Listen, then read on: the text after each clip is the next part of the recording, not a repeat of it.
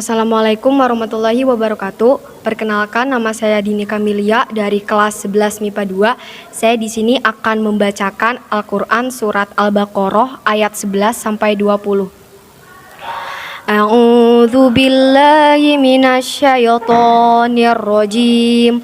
Bismillahirrahmanirrahim. Alhamdulillahi rabbil alamin. Ar-Rahmanir-Rahim. Maliki yaumiddin.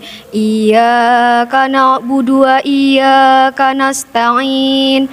Ihdinas siratal mustaqim. Siratal ladzina an'amta 'alaihim ghairil maghdubi 'alaihim waladdallin. Amin. Bismillahirrahmanirrahim. Wa idza qila lahum la tufsidu fil ard qalu innama nahnu muslihun. Ala innahum humul mufsiduna walakin la yas'urun. Wa idza qila lahum aminu kama amanan nasu qalu anu'minu kama amanas sufaha. Ala innahum humus sufaha walakin la ya'lamun. Wa idza laqul ladzina amanu qalu amanna. Wa idza qalu ila sayatinihim qalu inna ma'akum innama nahnu mustahzi'un. Allahu yastahzi'u bihim wa yamudduhum fi tughyanihim ya'mahun. Ulaika alladzina ishtarawud dhalalata bil huda fama rabihat tijaratuhum wa ma kanu muhtadin. Mathaluhum kamathalil ladzi istawqada nara falamma adaa'at ma hawlahu dhahaballahu bidunurihim wa tarakahum fi dhulumatil la yubsirun. Summum bukmun umyun fahum la yarji'un. Aw qasaybin minas samaa'i fihi dhulumatu wa ra'du wa barq yaj'aluna asabi'ahum fi adanihim minas sawa'iqi hadaral maut wallahu muhidum bil kafirin.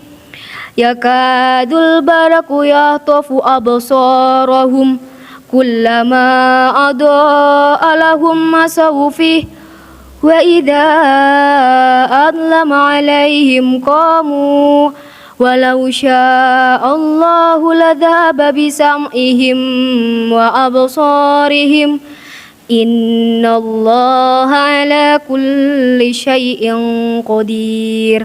Sadaqallahul azim. Bismillahirrahmanirrahim. Assalamualaikum warahmatullahi wabarakatuh. Alhamdulillahilladzi arsala rasulahu bil huda wa dinil haqq liyudhhirahu 'ala dini kullih. Asyhadu an la ilaha illallah wa asyhadu anna Muhammadan 'abduhu wa rasuluh. Rabbi shrah li sadri wa yassir li amri wahlul 'uqdatam min lisani yafqahu qawli. Qala Allah Ta'ala fil Qur'anil Karim. A'udzu billahi minasy syaithanir rajim. Bismillahirrahmanirrahim. Alladzi harramal khamra wal maisir li'annahuma rijsun min 'amali syaitan wal kafirin. Asyhadu an la ilaha illallah wahdahu la syarika lah lahu syahadatan 'abdi ijtadaba li kulli musykirin wa asyhadu anna sayyidina wa nabiyyana Muhammad abduhu wa rasuluh. Hadirin yang dimuliakan Allah Subhanahu wa taala. Alhamdulillah wa syukurillah pada hari ini kita masih diberikan satu nikmat, terutama nikmat sehat wal afiat, sehingga kita bisa beraktivitas sebagaimana biasa.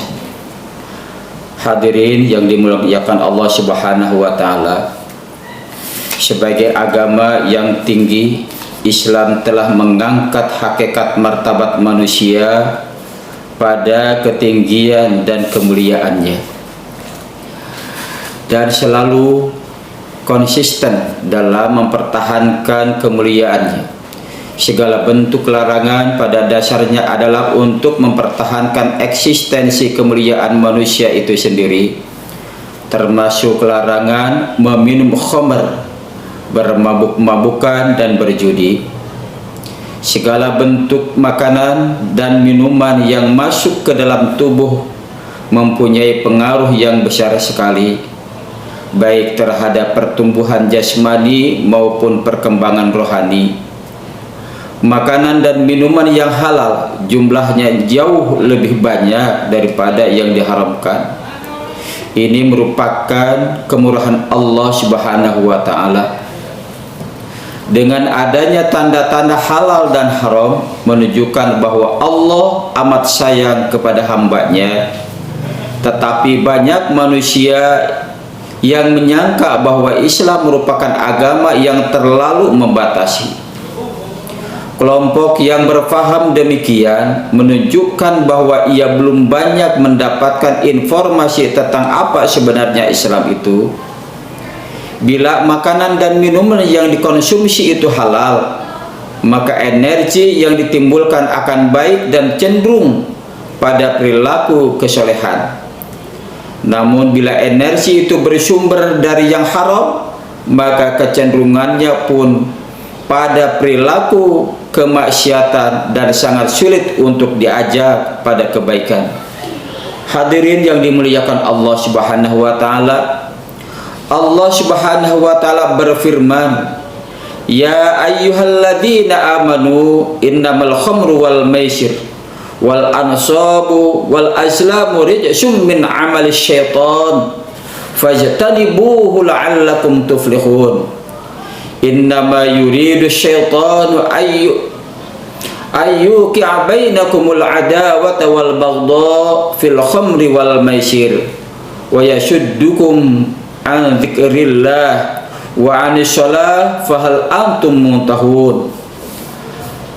Yang artinya, hai orang-orang yang beriman, sesungguhnya meminum khamr, berjudi, berkorban untuk berhala, mengundi nasib dengan panah adalah perbuatan keji, termasuk perbuatan syaitan.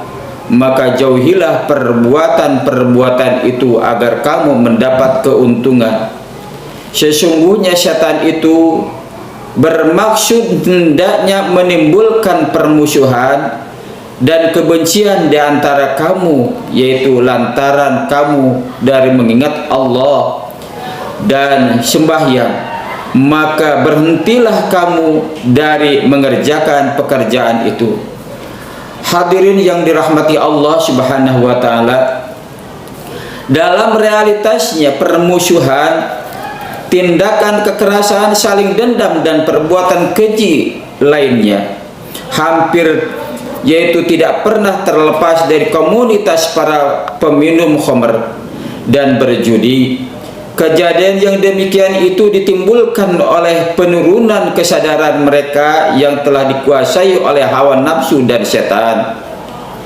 Penurunan kesadaran mereka karena serangan alkohol pada sel-sel otak. Sedang pada pemain judi menurunkan kesadaran itu karena emosi kawan-kawan lainnya yang merasa tereksploitir, yaitu dengan kekalahannya dalam berjudi. Situasi demikian itulah yang sering membawa kepada pertikaian, saling melampiaskan dendam, permusuhan dan berbagai tindakan kekejian lainnya. Oleh karena itu, kedua perbuatan tersebut dapat membawa pula akibat, yaitu lupa kepada Allah dan salat. Dengan kata lain, lupa kepada Allah mempunyai implikasi makna yang luas sekali, yang mesti dia harus berbuat baik kepada keluarga dan tetangga sebagaimana diperintahkan oleh Allah. Namun yang terjadi justru sebaliknya, dia bentrok dengan sang istri, anak jadi yaitu terlantar pendidikannya, tetangga menjadi terganggu keamanannya dan lain sebagainya. Hadirin yang dimuliakan Allah Subhanahu wa taala, Allah Subhanahu wa taala berfirman atau sabda Rasulullah sallallahu alaihi wasallam, kullu muskirin khamrun wa kullu khamrin haramun. Tiap-tiap yang memabukkan berarti khamr, yaitu minuman keras, dan tiap-tiap khamr adalah haram. Hadirin yang dimuliakan Allah Subhanahu wa taala, dari hadis di atas sangat jelas bahwa minuman apapun jika diminum dalam jumlah banyak dapat mengakibatkan yaitu mabuk, artinya zat minuman tersebut memang tergolong yaitu khamr. Maka meminum dalam jumlah sedikit pun atau dalam jumlah besar tetap tidak mabuk, maka sudah kebal, maka hukumnya juga haram, dan hukum haram itu tetap melekat padanya. Demikian yang dijelaskan, yaitu firman Allah Subhanahu wa taala, innahu laisa bidawain walakinnahu daun, yang artinya khamr itu bukanlah obat, akan tetapi penyakit. Hadirin yang dimuliakan Allah Subhanahu wa taala, jelaslah bahwa yang namanya minum keras tidak dapat dipakai sebagai jamu ataupun obat, karena memang mengandung zat perusak tubuh. Setiap ada penyakit, Allah tentu menurunkan yaitu penawar atau obatnya. Sedangkan mengenai berobat dengan sesuatu yang haram, perhatikan sabda Rasulullah sallallahu alaihi wasallam, innallaha anzala da'a wad dawa wa ja'ala lakum Daud, yaitu daun dawaun fatadaun wala tadawun nabi haram, yang artinya sesungguhnya Allah telah menurunkan yaitu penyakit dan obat dan menjadikannya untuk kamu, bahwa setiap penyakit ada obatnya. Oleh karena itu berobatlah, tetapi jangan berobat dengan yang haram. Hadirin yang dimuliakan Allah Subhanahu wa taala, keharaman khamr itu tidak hanya sebatas pada yaitu peminumnya saja, tetapi lebih jauh dari itu sampai pada sumber akar-akarnya, yaitu para pengusaha yang memproduksi, pengecer, sales, dan siapapun yang ikut yaitu berperan serta pada minuman tersebut tetap dilaknat Allah Subhanahu wa taala. Sebab semua itu merupakan mata rantai yang tak terpisahkan. Seseorang yang ikut berperan dalam lingkungan tersebut, meskipun tidak ikut meminum, tetap yaitu terkena keharamannya dan terlaknat oleh Allah Subhanahu wa taala. Hadirin yang dimuliakan Allah Subhanahu wa taala, termasuk dalam kategori khamr yang haram hukumnya ialah semua yang memabukkan, seperti yaitu ganja, morfin, kokain, dan sebangsanya, karena punya akibat memabukkan dan merusak akal dan jaringan syaraf dalam tubuhnya. Pada saat ini yaitu minuman sejenis-jenis obat-obatan terlarang seperti itu, dan perjudian sudah begitu merajalela, bahkan sampai di kalangan pelajar dan anak-anak. Kalau kita tidak waspada dan hati-hati, niscaya bisa terjerumus dan terjebak dengan modus-modus yang ditawarkannya. Sebab tidak menutup kemungkinan bahwa sesuatu yang kita anggap baik ternyata justru membawa kepada yaitu kesesatan. Mungkin ada racun dan bermerek madu. Untuk itu marilah kita samping, yaitu di samping kita berusaha bagaimana agar terhindar dari apa yang dilarang Allah Subhanahu wa taala. Semoga Allah selalu memberikan hidayah kepada kita semuanya dan generasi penerus perjuangan bangsa ini agar selalu berjaga dari segala sesuatu yang dilarangnya seperti khamr dan judi, karena pada keduanya menjadi yaitu biang kerok kekejian, kemungkaran dan kemaksiatan.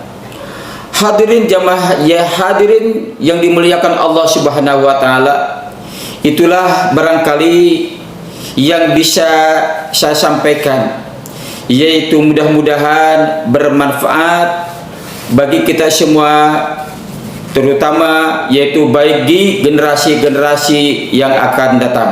Terima kasih dan saya akhiri. Assalamualaikum warahmatullahi wabarakatuh.